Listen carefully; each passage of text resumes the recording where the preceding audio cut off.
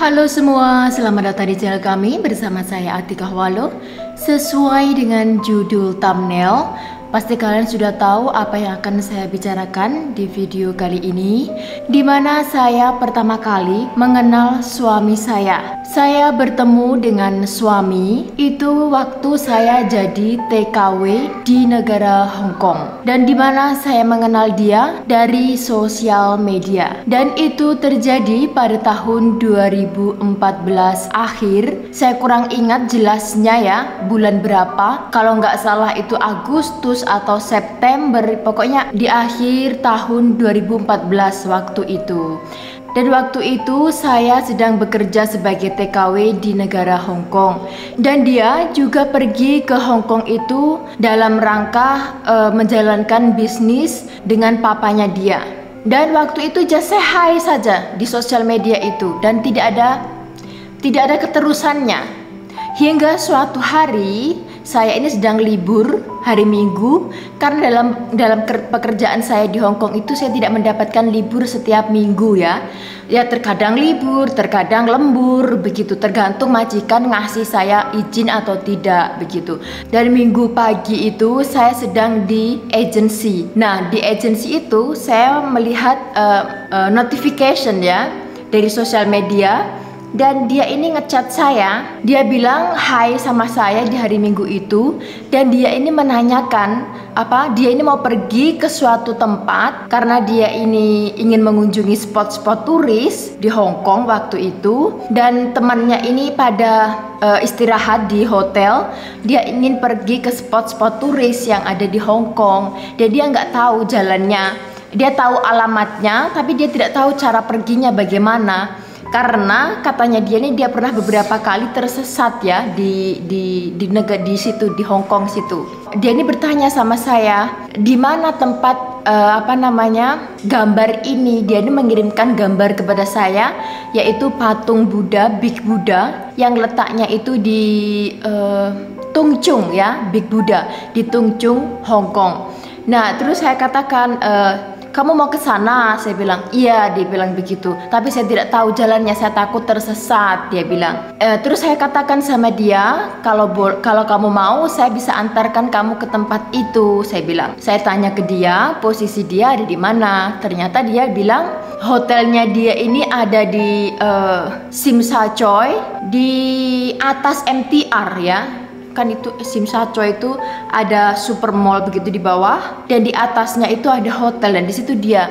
Saya bilang, turun saja kamu ke MTR, saya bilang, kita ketemu di sana. Dan waktu itu saya juga nggak ingat tanggalnya berapa. Saya pertama kali ketemu dengan dia di MTR Exit B kalau nggak salah. Kita cuma say hi, oh oke, let's go. Ya sudah, kita langsung jalan menuju ke Tung Chung waktu itu. Dan selama di perjalanan itu ya kita seperti saya menjadi pemandu wisata saja ke dia.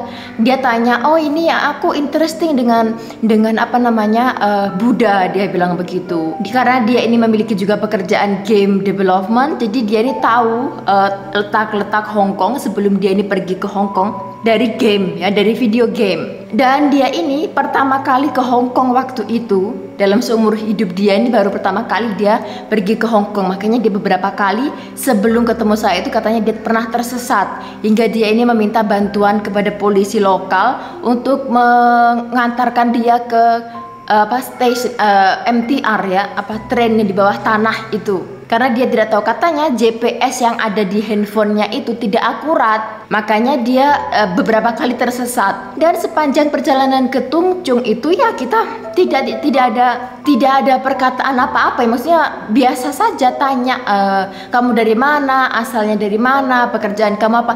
Tapi yang saya tanyakan cuman, kenapa kamu ada di sini, dari mana asal kamu, dan kamu akan berapa lama tinggal di sini. Itu yang saya tanyakan saja. Saya tidak tanya lebih tentang kepribadian dia atau apa bla bla bla bla, tidak. Tapi dia ini, suami saya ini, tanya di mana saya bekerja, pekerjaan saya apa, saya dari mana, dan banyak sekali dia tanyakan sesuatu itu kepada saya. Walaupun dia sering kali minta maaf ya, dibilang sorry ya kalau aku terlalu banyak tanya, soalnya saya kurios nih dengan kamu begitu. Dan saya oke, saya jawab nggak masalah, bagi saya nggak masalah ya. Dan ini adalah foto pertama kali saya ketemu dengan dia di Tung Chung itu. Saya ngambil foto di cable car-nya itu. Makanya saya bilang saya ingat itu akhir tahun karena waktu itu sudah mulai dingin. Saya sudah membawa jaket ya ke daerah itu. Dan Hong Kong itu kan mulai dinginnya bulan September, Oktober ya. Jadi kiranya disitulah saya pertemuan pertama kali dengan suami. Dan setelah itu dia bilang begini kepada saya di sini hanya menjalankan bisnis dari keluarga dan saya tidak akan tinggal lama di sini, hanya untuk sementara saja selama pekerjaan saya ada di sini. Dia bilang begitu. Maka saya sudah berpikir nggak ada harapan dong untuk mengharapkan orang yang hanya tinggal sementara di Hong Kong itu. Saya tidak menaruh harapan apa-apa. Kalau ditanya, misalkan Anda bertanya, ada perasaan suka nggak waktu pertama kali ketemu dengan suami? Perasaan suka sih ada, cuman saya lebih baik memendam rasa itu atau menutupi rasa itu daripada saya mendapatkan hal yang mengecewakan saya sendiri. Karena pertama saya sudah tahu dia tidak akan tinggal di sana lama. Dia bukan orang Hong Kong, dia orang Brazil yang jauh sekali. Saya tidak pernah bayangkan di mana itu Brazil. Jadi saya nggak menaruh harapan, sekedar saya membantu saja begitu. Dan setelah hari itu, sorenya, setelah kita jalan ke Tung Chung itu, sore harinya sekitar jam 5:30 begitu, majikan saya ini menelpon dan mengatakan kepada saya untuk menyuruh saya pulang lebih awal. Soalnya majikan saya ini biasanya hari Minggu itu terkadang ada teman-teman dia yang mau main mahjong. Kalau di Hong Kong namanya tamacok. Mereka ini berkumpul di rumah dan dia main tamacok itu. Dan saya biasanya memasakkan untuk mereka makan malam, menyediakan teh dan membelikan apa yang mereka mau buat cemilan selama permainan itu berlangsung. Hubungan saya dengan majikan sangat baik sekali. Jadi saya nggak mempermasalahkan itu. Dan saya langsung pulang. Dan waktu itu saya langsung mengatakan bahwa majikan saya meminta saya untuk pulang segera karena ada bla bla bla bla bla bla. Dan saya katakan ke dia, kamu mau stay di sini menikmati suasana yang memang kamu ingin tahu sekitar sini lebih lama, silahkan. Saya bilang nanti kalau pulang di situ tempatnya di cable car itu untuk pulang ke daerah Kowloon ya. Dan dia bilang tidak, saya pulang juga soalnya nanti malam kita ada makan malam bersama tim. Dia bilang begitu. Tapi untuk berterima kasih, ucapan saya terima kasih, izinkan saya makan bersama kamu sebelum kamu pulang. Dia bilang begitu. Dan kita waktu itu makan di Tung Chung, ada restoran-restoran kecil begitu di area situ, dan kita makan di situ sebelum akhirnya saya pulang ke rumah majikan dan dia pulang ke hotelnya dia. Dan setelah hari pertemuan itu, di hari Minggu itu, kita tidak ada lagi hubungan atau tidak lagi chatting-chattingan atau apa ya.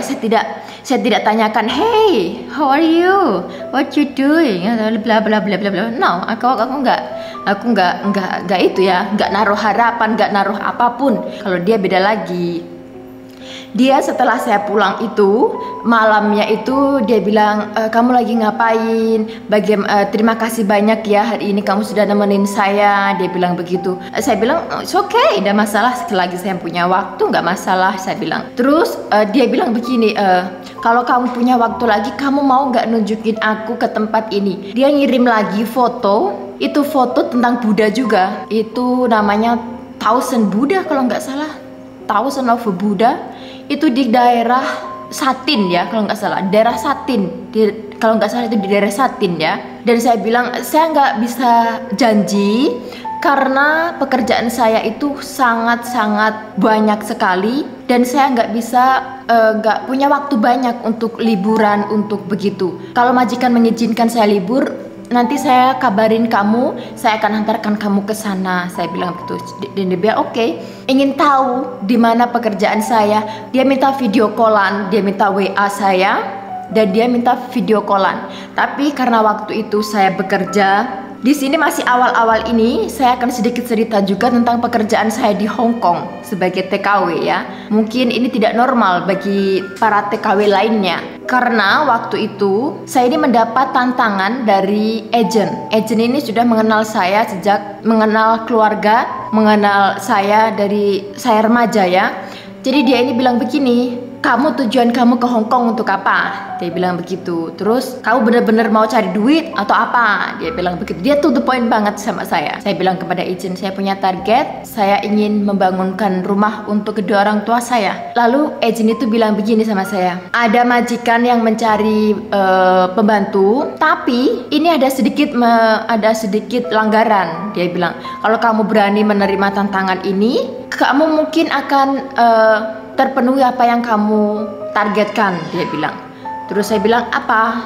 Pekerjaan saya apa? Dia bilang, bla bla bla bla bla bla. Saya harus bekerja di 3 tempat dalam 1 hari, dan saya harus bangun jam 4 bahkan jam 3 pagi.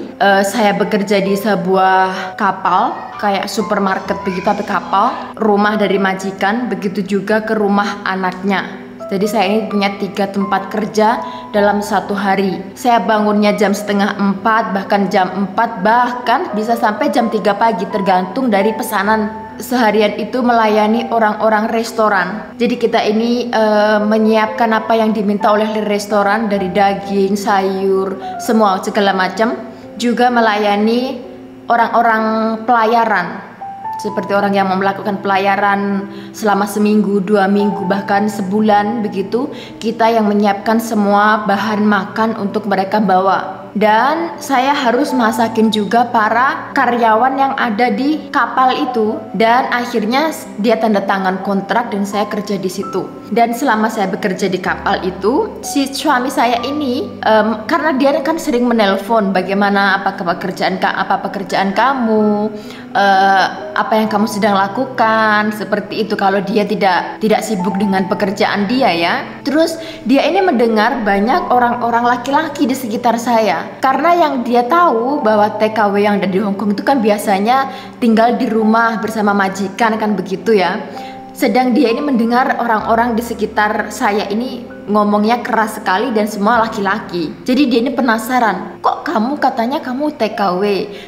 TKW yang normalnya kan bukan begitu. Kamu bilang majikan kamu punya rumah, tapi kok setiap kali saya telepon itu suara laki-laki terus ada di belakang kamu, dia bilang begitu. Terus dia bilang, boleh nggak aku video call? Dan saya is okay, nggak masalah. Saya buka itu video callnya dia dan saya tunjukkan tempat di mana saya kerja, di mana saya bekerja. Saya ini bekerja di kapal dengan pakai boot ya, dengan pakai boot, dengan jaket jas yang untuk orang di kapal, karena pekerjaan saya waktu itu ya untuk motong sayur, tergantung dari permintaan si klien ya, dari restoran atau dari apa. Kalau saya bersihin ikan ya seharian bersihin ikan, atau tergantung dengan pakaian yang seperti orang di pasar begitu. Dan saya kenalin itu sama teman-teman saya yang ada di kapal yang bekerja dengan saya. Dia tanya lebih detail lagi tentang saya. Mungkin dia nggak tahu maksudnya apa. Saya masih belum punya insting atau belum punya pikiran atau harapan kalau dia ini akan jadi pasangan saya. Saya belum ada. Dan setelah itu beberapa minggu kemudian saya punya libur lagi. Saya diberi libur sama majikan. Terus saya penuhi janji saya kepada dia untuk mengantarkan dia ke Thousand Buddha di Satin ya. Mohon maaf kalau saya salah. Di Satin kayaknya, yang Thousand Buddha itu. Dan saya bawa ke sana dia. Saya bawa ke sana dan dia ini bilang ke saya, "Kamu mau nggak makan malam sama tim kita? Ada papanya, ada pengacaranya, ada tim kerjanya dia ya." Dan saya bilang, aku nggak mau. Saya bilang, saya nggak, belum saatnya deh. Saya bilang, nanti saja. Saya bilang, saya belum siap untuk ketemu dengan bapak kamu. Saya bilang begitu karena saya nggak tahu apa yang nanti terjadi. Saya masih takut kalau saya menaruh harapan atau saya mungkin jatuh cinta lebih dalam, terus nanti dia akan hanya pergi dia pergi kembali ke Brazil. Saya mau apa ya kan? Maka saya menolak waktu itu untuk diajak makan malam dengan tim kerja dia. Waktu itu juga saya pulang lebih sore karena kalau nggak salah tahun itu kakak kandung saya sudah ada di Hong Kong, kalau nggak salah ya. Dan waktu itu saya makan malam dengan kakak saya di Tin Hau kalau nggak salah ya. waktu itu, karena tahun 2014 itu sepertinya kakak kandung saya sudah balik lagi ke Hong Kong. Jadi saya tidak pernah makan malam dengan dia. Setiap sore jam 5, setengah 6 itu saya balik dari tempat dimana dia mau pergi, saya antarkan dia, kita jalan bersama, dan saya pulang balik lagi. Tapi kita makan siang bersama biasanya. Terus setelah itu dia instan sekali menelpon, chatting dengan saya. Terus dia bilang begini, boleh nggak saya ke tempat kamu kerja? Kalau kamu sudah selesai bekerja jam berapa, boleh nggak aku ke tempat kamu kerja? Nggak bisa, soalnya saya ini bekerja, saya selesai kerja itu jam 9 malam ya, dan saya sudah capek sekali ya, karena bisa Anda bayangkan dari jam 3 pagi saya bangun, jam 4 pagi saya bangun, sampai jam 12 siang saya berada di kapal, saya bekerja non-stop di sana. Dan setelah jam 12 siang saya pulang ke rumah majikan, saya bersihkan rumah majikan. Setelah rumah majikan saya rapi dan bersih, saya pergi ke rumah anaknya, saya bersihkan rumah dia juga. Dan setelah saya pulang dari rumah anaknya, setelah saya bersihkan rumah anaknya itu, sekitar jam 5 sore itu saya harus turun lagi ke kapal untuk mengantarkan permintaan. Itu di bawah apartemen majikan saya itu ada beberapa restoran ya, restoran kecil-kecil begitu. Dan setiap sore ini dia minta seperti 3 kilo kentang atau sayur atau telur atau apa begitu, sedikit-sedikit.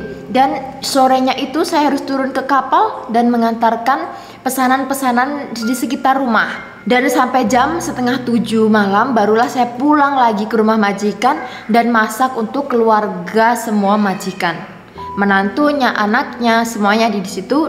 Jadi saya masak dan sampai jam 9. Jadi saya ini bekerja non-stop waktu itu. Dan saya pikir kalau saya udah jam 9 udah capek ya, saya harus jalan ke bawah. Saya bilang nanti saja kalau saya punya hari libur saya akan ketemuin kamu lagi, saya bilang begitu sama dia. Itu kayaknya bulan Desember atau bagaimana, itu Desember dia pulang ke Brazil dengan timnya. Dia pulang ke Brasil bersama timnya dan dia bilang saya minggu depan mau pulang ke Brasil, dan sebelum saya pulang mau nggak kamu temuin saya, dia bilang begitu. Terus saya minta libur, waktu itu saya minta libur sama majikan dan diajak makan siang. Dia nggak mau kemana-mana waktu itu, dia hanya mau mengajak makan siang saya di saya nggak tahu sebuah restoran apa, saya lupa, di daerah Simsachoy. Waktu itu di waktu makan siang itu ada satu momen, dia bilang waktu kita makan siang, dia bilang kalau dia ini ada perasaan begitu sama saya. Dan di makan siang itu merupakan momen atau kesempatan saya untuk menanyakan kepada dia, apa maksud kamu, kenapa kamu mengutarakan ini kepada saya sedang kamu sendiri berdomisili di Brazil dan saya berdomisili di Hong Kong waktu itu tidak masuk akal, dan saya tidak mau memiliki long distance relationship. Saya katakan begitu sama dia. Terus saya bilang kalau kamu mau sekedar pacaran atau membuang waktu kamu selama kamu tidak bekerja, saya akan temani kamu jalan, tapi nggak ada relationship, oke?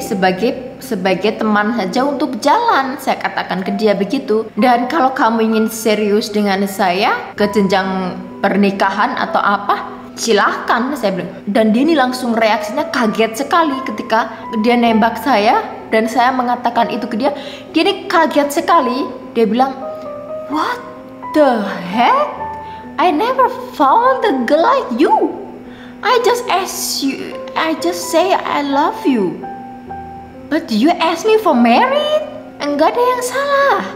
Kalau kamu mau main-main ya silahkan cari yang lain begitu. Tapi saya memasang layar di sini, dan itu harga diri, dan itu harga diri saya, kehormatan saya. Kalau kamu mau mendekati dengan saya silahkan baca. Kalau kamu menyetujui persyaratan saya silahkan, saya buka tangan. Kalau tidak silahkan mundur, saya bilang begitu ke dia. Dan dia bilang Jadi kamu nggak bisa jawab nih sekarang kalau saya bilang I love you. Dia bilang saya nggak bisa jawab waktu itu. Saya nggak kasih jawaban waktu itu. Kalau dia tidak bisa menerima persyaratan dari saya, ya saya tidak akan jawab. Terus dia bilang begini, oke, berikan saya waktu karena minggu depan saya pulang ke Brazil dan berikan waktu saya untuk berpikir. Dia bilang it's okay, up to you. Silahkan, saya bilang silahkan. Aku pun juga tidak memaksakan kamu untuk saya hanya meminta kamu untuk berpikir lebih dewasa. Dan dia 26, jadi saya pikir dia sudah dewasa juga untuk memikirkan hal yang serius, tidak untuk hanya main-main saja begitu. Jadi memang saya tegaskan di situ apa mau saya, dan dia bilang oh okay. Lalu setelah makan siang itu sepertinya dia kecewa dan dia bilang sorenya begitu. Saya bilang ke dia, saya tahu raut muka wajahnya dia kecewa sekali dengan jawaban saya. Dan saya bilang saya tidak bisa nemenin kamu sampai malam ya, soalnya ada makan malam bersama kakak saya. Terus dia bilang kenapa kamu nggak mengundang saya untuk makan siang bersama kakak kamu? Dia bilang begitu. Terus saya bilang belum waktunya, nanti saja. Kalau kamu sudah pikirkan apa yang saya katakan tadi, suatu saat kamu akan ketemu dengan kakak saya. Saya bilang suatu saat nanti saya juga akan ketemu dengan orang tua kamu. Itu tidak masalah, saya bilang begitu. Dan setelah itu bulan Januari, pertengahan atau pokoknya bulan Januari, saya tidak ingat tanggalnya, dia ini balik lagi ke Hong Kong. Tapi kali ini dia balik ke Hong Kong sendirian ya, tidak dengan tim, tidak ditemani ayahnya atau tidak ada siapa-siapa. Dia sendirian balik lagi ke Hong Kong. Dan pada waktu itu dia ini melandas di Hong Kong sekitar jam 6 atau jam 7 malam begitu. Langsung dia check in di hotelnya. Dan setelah dia check in, dia langsung nelpon saya. Katanya saya ada di bawah taman. Dia bilang saya ada di taman di bawah tempat kamu kerja. Dia bilang begitu kepada saya di telepon. Terus saya kaget, ngapain kamu di situ? Saya bilang saya akan nunggu kamu selesai bekerja. Kalau kamu sudah selesai bekerja, saya mohon kamu turun. Saya nunggu kamu di sini. Dan dia ngirim foto ke saya waktu itu. Dia ini ada di pinggiran laut, di pinggiran. Saya bekerja di Hong Kong di daerah Aberdeen. Saya ini selesai bekerja sekitar jam 10 atau jam 11-an begitu. Saya selesai bekerja dan dia ini masih nunggu di sana di bawah situ di taman. Lalu saya bilang kepada majikan saya, karena saya memang terbuka dengan majikan saya, kalau ada saya kenalkan fotonya dia, kalau dia video callan dengan saya itu saya tunjukkan ini anak majikan saya, ini majikan saya. Dia bilang begitu, jangan say hi dan begitu. Saya memang terbuka dengan majikan ya, dan majikan saya mengatakan berhati-hatilah mengenal seorang asing, jangan terlalu buru-buru, berikan dia waktu, kamu harus berpikir ulang begini. Malam itu saya minta izin kepada majikan bahwa saya akan menemui dia di bawah. Terus dia bilang jangan sampai lewat tengah malam ya. Dia bilang begitu. Oke, tidak masalah, saya bilang. Terus saya turun. Ini pertemuan ini setelah dia balik dari Brazil ke Hong Kong lagi. Ini saya merasakan ada suatu perbedaan yang sangat signifikan sekali, yang dimana dia ini dia terlihat tegas dan omongannya itu beda, serius begitu, kayak enggak bercandaan begitu. Dan di situ saya sudah merasakan suatu hal yang berbeda nih terjadi. Dan benar saja di malam itu, di pertemuan saya di dekat saya kerja itu, dia mengatakan begini pada malam itu, kamu beneran mau langsung ke jenjang pernikahan? Dia bilang begitu. Kamu yakin apa yang kamu omongin kemarin? Terus saya bilang, iya saya yakin. Emang ada apa? Saya bilang, kamu gak mau kenal saya lebih dalam, siapa saya? Saya sudah tahu sedikit tentang kamu karena dari awal saya tanyakan tentang hubungan dia dengan ibunya, hubungan dia dengan saudaranya, bagaimana keluarganya. Dia ini tipe orang yang lengket sekali dengan keluarganya. Dia sangat lengket dengan ibu bapaknya. Dia sangat dekat sekali dengan kakaknya karena dia hanya 2 bersaudara ya, kakaknya perempuan dan dia. Jadi dia ini dalam lingkungan yang harmonis, yang sangat mengutamakan kasih sayang.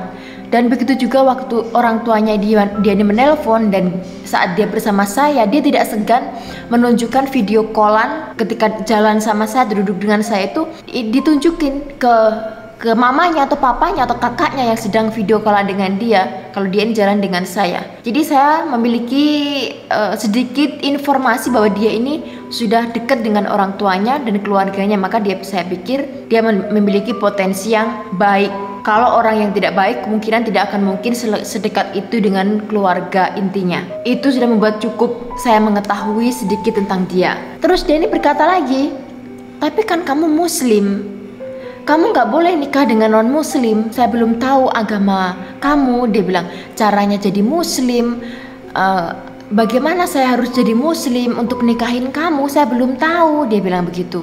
Sedangkan kamu sendiri adalah orang muslim yang tidak diperbolehkan untuk menikah dengan non muslim. Dia bilang begitu kepada saya. Saya nggak tahu dia mendapat informasi dari mana. Tapi setelah saya menikah dengan dia, saya ingat, kenapa kamu tanyakan di malam hari? Dan dia ingat, soalnya lalu dia ceritakan ya, karena dia ini punya teman kerja dia ya, di timnya dia ini agamanya Islam, dan mungkin dia ini konsultasi atau bagaimana, dia tanyakan tentang pernikahan di muslim itu bagaimana atau bagaimana, dia ini tahu informasi itu, makanya malam itu dia tanyakan kepada saya begitu. Terus saya kasih jawaban begini, kamu sebenarnya agama kamu apa? Pegangan kamu dalam hidup kamu apa? Saya tanya begitu. Dan dia bilang ini, saya masih ragu. Dia bilang, kenapa ragu? Kenapa kamu tidak punya pegangan seperti yang jelas begitu? Oh, saya Islam, saya muslim nih. Kenapa kamu gak bisa mendeklar diri kamu, apa agama kamu? Dan dia bilang begini kepada saya, kalau saya mengklaim bahwa saya Kristen, karena dalam Kristen itu kan harus percaya bahwa Yesus itu Tuhan. Kalau kamu tidak percaya Yesus itu Tuhan, maka kamu tidak bisa diklaim sebagai Kristen. Dia bilang begitu. Dan saya tidak percaya kalau Yesus ini Tuhan. Saya percaya dan saya sangat-sangat mengagumi Yesus, tetapi sebagai master, kayak guru begitu. Dan dia sangat interesting sekali dengan Buddha, dengan cara meditasinya, dengan cara komunitasnya, kalau Buddha itu kan mengutamakan kayak belas kasih, meditation, ketenangan kan begitu ya. Dan dia sangat interesting sekali dengan itu. Makanya dia ini masih goyah, belum punya pegangan yang erat, dan dia belum mendeklar bahwa apa kepercayaan dia. Yang dia katakan yang penting saya baik, dia bilang begitu. Nah, terus saya beri jawaban, kalau kamu benar-benar mau menikahi saya, kamu tidak harus masuk Islam. Saya yang akan bertanggung jawab dengan keputusan saya ini. Saya tidak mau kamu masuk Islam karena ingin menikahi saya. Saya tidak mau itu terjadi. Saya mau kamu menikahi saya secara sipil saja, secara dokumen, sah saja secara negara. Dan saya katakan juga waktu itu, kalau suatu hari nanti kamu kemungkinan dalam hati kamu kok interesting dengan Islam, Muslim, kalau kamu secara sukarela kamu mau masuk Muslim, mau masuk jadi orang Islam, maka saya sarankan untuk kita remarried, menikah lagi secara agama. Kalau kamu benar-benar ingin menikahi saya, nikahi saya secara sipil saja, secara dokumen, sah secara negara. Saya bilang begitu. Lalu dia bilang, kamu yakin itu nggak menentang dari keluarga kamu atau bagaimana? Nggak, karena dia ini sangat takut sekali ya. Kenapa sangat takut? Karena dia ini sangat minim sekali tahu tentang informasi Muslim.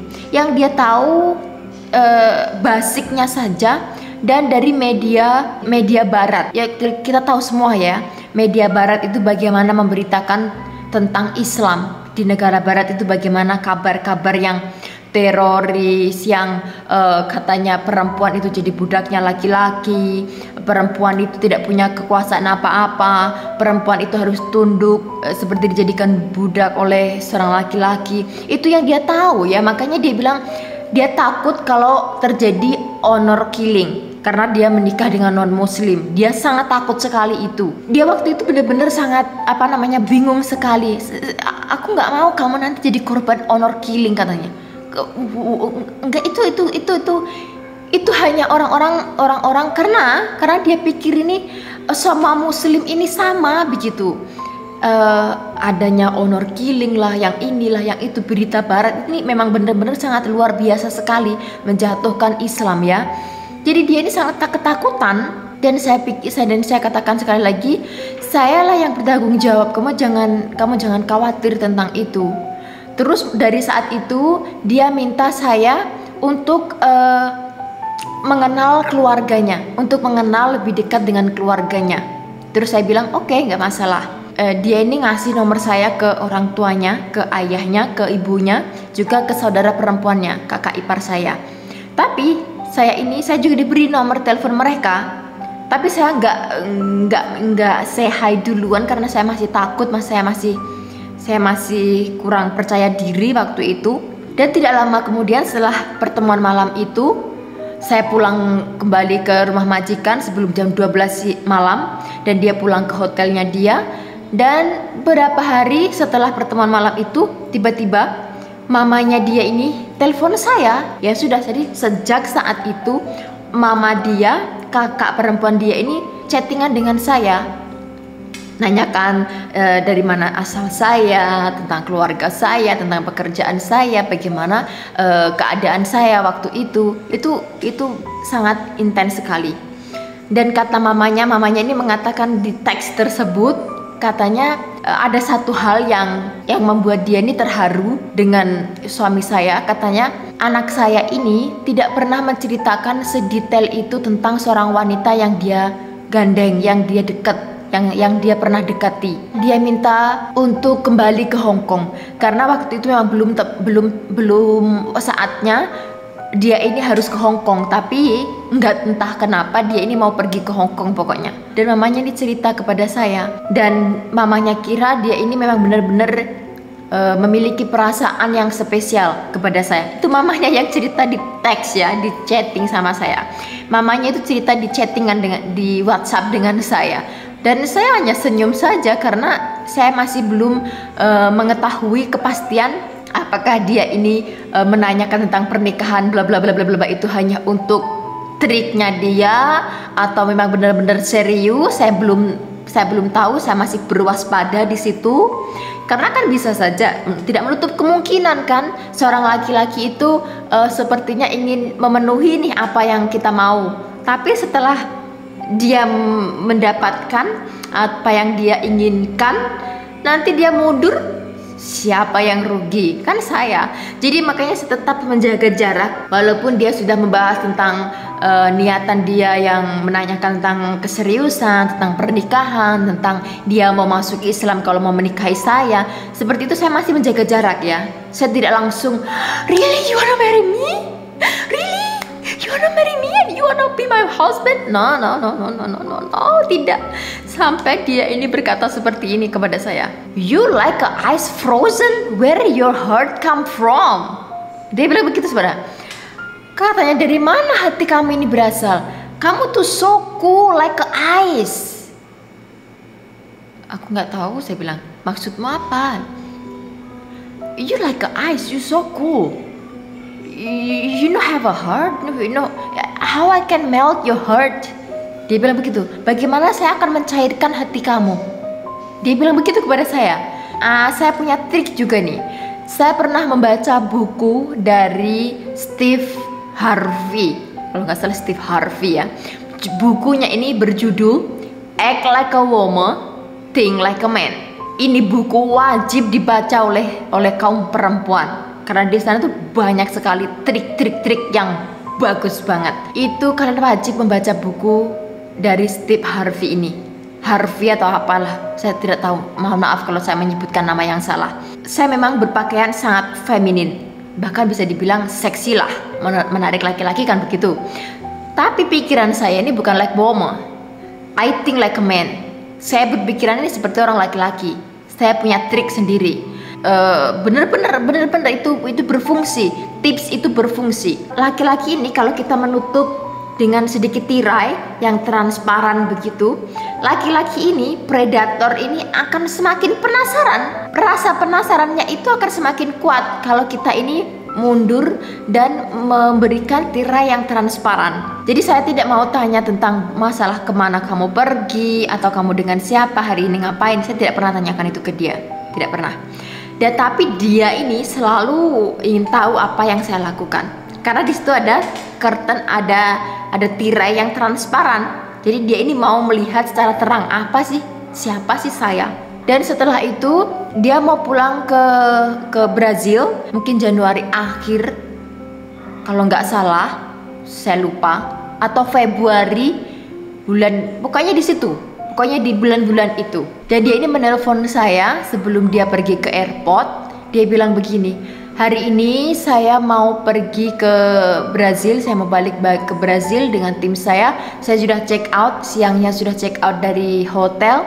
Dan dia langsung ke bandara. Dan selama di bandara itu dia bilang begini, kalau kamu ada waktu, mungkin kalau kamu berkenan, kamu mau nggak menemui aku di airport sebelum aku terbang, karena dia terbangnya jam 2 pagi. Karena waktu itu sudah jam 8 atau jam 9 malam begitu. Lalu saya beres-beres dan saya pergi ke airport untuk menemui dia sebelum dia pergi ke Brazil. Dia mengatakan begini, I will come back, I will marry you. Tapi waktu itu saya masih belum menganggapnya serius ya. Karena saya masih berpikir begini, dia ini orang Brazil dan dia hanya pergi ke Hong Kong untuk berbisnis. Apa mungkin ada harapan untuk ke depan? Saya masih ragu, masih belum ada kepercayaan kalau dia ini akan serius dengan saya. Saya pikir dia ini bercanda berkata begitu. I will marry you, I'm sure, I will come back, I will marry you. Dan dia bilang begini, dan saya bilang, oh, it's okay, relax. Saya bilang, it's okay, relax. Dari bulan Juli kalau nggak salah, Juli, Agustus, itu dia sudah mengirimkan surat invite kepada saya untuk saya membuat visa ke Brazil. Saya konsultasi dengan orang konsulat itu, kalau saya mau pergi ke Brazil bagaimana persyaratannya, apa bla bla bla bla bla bla. Dan si konsulat itu memberikan satu lembar kertas kepada saya, inilah persyaratan untuk visa ke Brazil. Karena waktu itu tahun 2015 itu warga negara Indonesia kalau ke Brazil masih membutuhkan visa. Tapi kalau sekarang kan sudah berubah ya, tidak perlu membutuhkan visa lagi untuk datang ke Brazil. Sudah mendapatkan free visa selama 1 bulan. Dan waktu itu saya mengaplikasikan dokumen-dokumen saya ke konsulat Brazil yang ada di Hong Kong.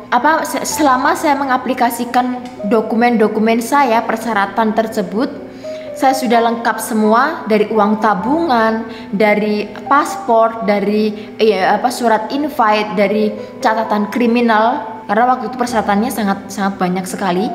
Izin dari pekerjaan saya, dari majikan saya, bahwa saya hanya libur dalam satu bulan, karena visanya itu kan untuk turis 1 bulan ke Brazil. Itu sudah saya kumpulkan semua dokumen-dokumen tersebut. Namun setelah selesai dan dia ini menganalisis semua dokumen saya, juga KTP Hong Kong saya, KTP Hong Kong TKW ya, bukan ID Hong Kong. Saya punya KTP TKW. Setelah mereka ini melihat nomor dari ID Hong Kong saya dan kartu identitas atau ID Hong Kong itu, orang TKW sama orang residen itu kan beda nomornya. Konsulat yang ngurusin visa ini baru tersadar kalau saya ini di Hong Kong cuma TKW. Dan dia bilang begini, Siu Chey, dia pakai bahasa Kantonis waktu itu.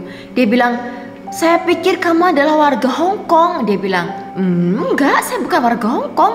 ID paspor saya orang Indonesia, saya orang Indonesia yang ada di Hong Kong dengan visa kerja, tidak bisa mengaplikasikan visa untuk ke negara lain. Kalau kamu ingin mengaplikasikan visa ke negara lain, liburan atau apa, kamu harus mengaplikasikan itu dari negara kamu, dari negara asal kamu. Dan oh my god, itu membuat saya sangat stres sekali. Karena apa? Suami saya ini sudah membelikan tiket yang jaraknya itu hanya 1 bulan. Waktu itu saya mengaplikasikan ke Wance itu dari bulan Agustus kalau nggak salah. Dan saya harus terbang bulan Oktober awal. Dan Agustus akhir si konsulat dari Brazil di Wance ini menyatakan bahwa saya tidak bisa mengaplikasikan visa saya di Hong Kong. Saya harus mengaplikasikannya di Indonesia, di Jakarta, di embasi Brazil yang ada di Jakarta. Saya sudah down sekali waktu itu, dan saya ini tambah downnya apa? Saya datang dari Wancai, dari konsulat ke agent. Karena kan saya pikir agent tahu dong masalah pervisa-visaan ini, mereka mungkin tahu sedikit informasi ya. Dan kalian tahu pihak agent ini mengatakan apa kepada saya? Ada seorang laki-laki di dalam agent itu mengatakan kepada saya dengan nada yang sinis sekali. Dia bilang begini kepada saya, paspor, dengan bahasa Jawa ya, karena dia bisa bahasa Jawa. Paspor gendok itu. Dia bilang begitu. Lah paspormu lo paspor genduk. Kok arepe nyang negara Brasil? Brasil iki nang endi? Dia bilang seperti itu. Dia pakai bahasa Jawa. Saya ini ngopi kata-kata dia ya. Kok iki ngipi ke ngipimu ki ke kadoan jarene. Ngipimu ki keduran jarene. Paspor genduk kok arepe nyang nang Brasil. Brasil iki nang Amerika Selatan kono. Dia bilang, "Paspormu ki paspor genduk. Apa ya iso mlebu kowe?" Dia ini bilang seperti ini di hadapan saya. Dan saya ini sangat down sekali, tapi waktu itu saya ditemani oleh kakak kandung saya di agent itu, dan dia bilang, udah deh, percaya diri deh kamu, pasti bisa. Dan itu sudah seperti hilang harapan saya. Sudahlah, saya putuskan saja dia. Saya nggak mau lagi hubungan sama dia. Saya putuskan saja. Saya meneruskan pekerjaan saya dengan majikan saya. Sudah. Terus kakak saya ini bilang, paspor gendok ini tidak ada masalahnya dengan kamu akan kemana. Paspor itu dokumen negara. Kakak saya bilang begitu. Gak mungkin. Paspor itu akan bisa masuk ke negara lain karena itu dokumen negara. Dia nggak mau peduli kamu tuh TKW atau apa. Yang penting kamu memenuhi syarat untuk mengajukan visa. Itu yang terpenting, bukan paspor kamu yang tipis atau paspor kamu yang tidak setebal yang setebal. Kan paspor itu ada beberapa tipe ya. Ada yang 20 lembar, ada yang 40 berapa lembar begitu. Dan biasanya untuk TKW itu memang tipis, yang sederhana lah begitu. Tapi bagaimanapun itu adalah dokumen negara. Kakak saya ini bilang begitu kepada saya, dan di situ timbullah sedikit semangat saya bangkit lagi. Setelah itu saya pulang ke Indonesia, langsung saya menuju ke Jakarta untuk mengaplikasikan visa saya di Jakarta, di embasi Brasil di Jakarta. Dan itu seminggu kemudian, 5 hari kerja, visa saya itu sudah keluar. Dan setibanya saya di Brazil, ini adalah proses pernikahan ya. Jadi saya akan di sini, di video ini saya akan ceritakan selengkap-lengkapnya dari awal saya pertemuan, berapa lama saya kenal dia. Jadi saya kenal dia ini sekitar 7-8 bulan ya, dari awal bertemu sampai dia memutuskan untuk mengatakan pernikahan kepada saya itu durasi 7-8 bulan. Dan kita ini LDRan. Selama 8 bulan ini saya ketemu dengan dia, orang ketemuan itu bisa dihitung dengan jari. Kalau nggak salah 5 atau 6 kali saya ini ketemu selama 8 bulan itu. Karena ya saya harus kerja, dia juga harus kerja ya. Dan saya tidak punya libur setiap minggu. Jadi selama pertemuan itu menurut saya sudah benar-benar apa yang saya targetkan. Dan sesuai dengan doa, mungkin ini memang benar apa kata orang. Kata-kata itu adalah doa. Dan waktu itu kata-kata saya dan doa saya diijabah oleh Yang Kuasa. Kalau Anda ingat, saya menerima pekerjaan dari majikan itu, target saya kan membangunkan gubuk untuk kedua orang tua saya. Dan setelah suami saya ini memberikan surat invite, surat undangan untuk saya pergi ke Brazil, waktu itu rumah untuk orang tua saya sudah sudah komplit ya, sudah sampai atap, sudah tertutup atapnya. Dan alhamdulillah beneran juga rumah sudah jadi untuk orang tua saya, dan saya akan memulai kehidupan baru saya. Saya tiba di Brazil pada bulan Oktober itu dan kita langsung ke kantor sipil. Kita konsultasi ke kantor sipil karena kan visa saya ini visa turis dan saya bertujuan ke sana menikah, maka pasti akan ada masalah. Dan pengacara suami saya ini sudah memberikan aba-aba, pasti kamu nanti akan kena denda atau kalau tidak kamu nanti akan disidang. Karena di internet itu kita juga searching ya, orang yang datang ke Brasil dengan visa turis yang dimana akhirnya tercantol, entah itu laki-laki kecantol dengan wanita Brazil atau perempuan dari luar ke Brazil terus kecantol dengan pria di Brazil dan mereka menikah dengan visa turis. Dan kita ini searching juga, ternyata di situ banyak sekali share pengalaman mereka ini bagaimana proses menikah dengan visa turis tersebut. Maka kita sudah siap menghadapi konsekuensinya. Beneran kita ke kantor sipil di kota Brasilia waktu itu, tapi kantor sipil di kota Brasilia ini menolak mentah-mentah dokumen saya karena dia tidak bisa, karena itu kan kapital ya, itu kan ibu kota, jadi harus benar-benar benar sesuai dengan jalannya.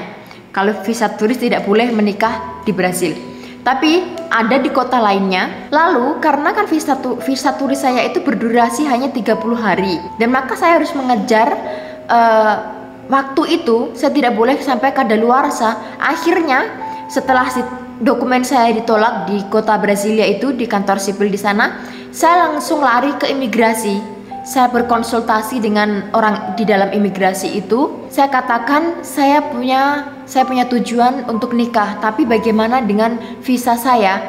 Ini anak saya ikut. Sayang, sebentar. Dan saya mengatakan jujur, secara jujur ya, di dalam imigrasi tersebut dengan orang imigrasi bahwa saya memiliki visa turis, tapi saya berniatan untuk menikah. Bagaimana solusinya? Apa menurut Anda? Saya tanya begitu kepada pihak imigrasi, dan pihak imigrasi ini memberikan dicop lagi visa saya itu, diberi durasi lagi 3 bulan. Jadi dari Jakarta saya mendapatkan 1 bulan visa, dan setelah saya ke imigrasi itu, imigrasi di Brazil memberikan saya 3 bulan tambahan visa untuk saya stay di Brazil. Dan dia bilang memang tidak mudah ya, tidak semua kota yang memiliki catatan sipil itu menerima atau tahu prosedurnya bagaimana untuk menanggapi kasus Anda. Tapi ada di spot-spot, misalnya kota-kota yang banyak spot turisnya itu, kemungkinan besar mereka tahu bagaimana prosedur mereka, karena kan banyak turis. Yang tidak menutup kemungkinan para turis ini kecantol dengan orang lokal. Dan dengan visa mereka yang turis, mereka akan melakukan pernikahan, dan tidak menutup kemungkinan kantor sipil ini sudah tahu pengalaman, sudah punya pengalaman bagaimana cara menghadapi kasus yang seperti itu. Dan saat itu si mama ini cerita dengan mertua perempuan saya, cerita dengan keluarga besarnya kan, polemik yang terjadi dengan saya, dengan dokumen saya. Dan waktu itu adik dari mama punya iparnya dia ini bekerja di kantor sipil yang dimana tempat tersebut di tempat spot turis, dan dia ini langsung menelpon mama saya, langsung menelpon mertua saya kalau dia ini tahu bagaimana mengurus pernikahan dengan visa turis, tapi dengan satu syarat. Dia bilang semua dokumen saya ini harus ditranslate ke bahasa Portugis. Maka saya pergi ke kedutaan Indonesia yang ada di Brasilia waktu itu dan minta dokumen untuk ditranslate semua. Tapi alhamdulillah kedutaan Indonesia sangat baik sekali di kota Brasilia dan membantu saya untuk mentranslate semua dokumen. Dan akhirnya saya serahkan kepada adik dari mertua saya. Dan dia ini tidak tahu pasti kapan dokumen pernikahan itu jadinya. Dia tidak tahu, dia tidak memberitahu saya. Sebulan kemudian dia tidak memberitahu mama, atau dia tidak memberitahu kami kalau surat pernikahan dari sipil itu sudah keluar. Dan pada tanggal 20 November tahun 2015 dia ini datang ke rumah pagi-pagi. Saya masih baru bangun tidur, saya baru mandi. Rambut saya ini masih saya bungkus dengan handuk. Suami saya masih tidur, dan dia ini datang ke rumah kami dengan membawa dokumen dari kantor sipil itu, karena kantor sipil itu kan jauh sekali dari tempat saya tinggal, dari Brasil itu jauh sekali. Jadi paman saya ini datang dari rumah dia yang jauh itu ke tempat kami tinggal dengan membawa surat dokumen pernikahan saya. Dia mengatakan kepada saya, paman sudah datang dengan surat pernikahan kamu yang harus kamu tanda tangani. Saya kaget sekali, saya tidak menyangka kalau secepat itu. Dan di situ, jadi pernikahan saya dengan suami saya ini tidak di gereja, tidak di kantor sipil ya. Di kamar mama, saya menandatangani surat tersebut. Suami dan saya menandatangani surat pernikahan itu. Dan saksinya di bawah itu adalah paman dengan mertua saya. Jadi hari tanggal 20 November tahun 2015 itulah hari pernikahan kami. Tidak ada namanya pesta, foto atau apa, tidak ada. Karena memang hanya dokumen saja, dan itu paman berikan kepada kami itu katanya untuk kejutan, untuk hadiah. Dia tidak meminta balasan apapun atau tidak. Sebenarnya itu memakan biaya ya untuk apa namanya, mengaplikasikan dokumen pernikahan. Tapi paman saya mengatakan begini, setelah kamu menerima surat ini, kamu harus pergi ke imigrasi. Nanti imigrasi akan memberikan dokumen atau denda karena kamu melanggar hukum. Jadi kamu harus pergi ke imigrasi. Dan waktu itu saya langsung pergi ke imigrasi untuk mengaplikasikan residen sebagai independent visa. Dan imigrasi ini memberikan surat kepada saya, denda sebesar 10.000 reais. Ini kalau dirupiahkan sekitar 35 juta. Dan itu harus saya bayar karena saya melanggar itu tadi, menikah dengan menggunakan visa turis waktu itu. Ada di internet lain, ada orang, kan ada internet itu banyak sekali orang yang share pengalaman juga ya. Ada yang kena denda 25.000 reais, ada yang kena denda 15.000 reais. Tapi entah kenapa saya mendapatkan denda hanya 10.000 reais waktu itu. Dan saya menjalani sidang 1 kali untuk memberikan alasan kenapa saya harus menikah dengan visa turis. Kenapa tidak saya aplikasikan dari negara saya waktu saya mengajukan visa itu. Dan itu yang harus saya declare kepada pengadilan. 1 kali sidang saja sudah selesai. Dan itulah kisah saya dengan suami saya. Tidak banyak basa-basi. Tips-tips yang saya berikan di video sebelumnya itu, cara mencari suami yang baik dan serius bagaimana, itu adalah pengalaman pribadi saya ya. Itu yang saya terapkan, dan tips itu benar-benar berfungsi. Dari kemungkinan Anda akan bertanya kepada saya, Kak, kamu kan orang Islam, kamu tahu menikah dengan orang non-muslim itu haram, dilarang. Kenapa kamu langgar? Saya mengambil keputusan tersebut karena saya sudah tahu konsekuensi yang saya harus hadapi. Saya tahu tanggung jawab saya ada di 2 sisi. Tanggung jawab saya kepada Yang Maha Kuasa, karena Allah sudah memberikan undang-undang atau hukumnya jika menikah dengan non-muslim itu dilarang. Dan juga saya harus mempertanggungjawabkan atau menghadapi konsekuensi dengan manusia, dengan orang sekitar. Saya tahu saya akan dijudge, saya tahu saya akan dihujat, saya tahu saya akan dikomplain dengan orang-orang. Tapi di sini saya sudah siapkan mental saya akan hadapi apapun komentar Anda. Karena saya berpikir saya tidak akan meminta laki-laki untuk masuk ke dalam Islam karena menikahi saya. Saya tidak mau itu. Kalau dia mau masuk Islam, itu harus dengan kemauannya sendiri. Hidayah dari Allah akan jatuh ke hati dia. Saya berharap di situ. Saya selalu berdoa kepada Allah untuk membukakan hati suami saya untuk melihat lebih dalam apa sih Islam dan bagaimana keindahan Islam. Dan syukur alhamdulillah, setelah saya menikah dengan suami saya, orangnya sangat penasaran sekali dengan saya karena saya ini bersikap sangat dingin dan saya ini agak tertutup orangnya. Saya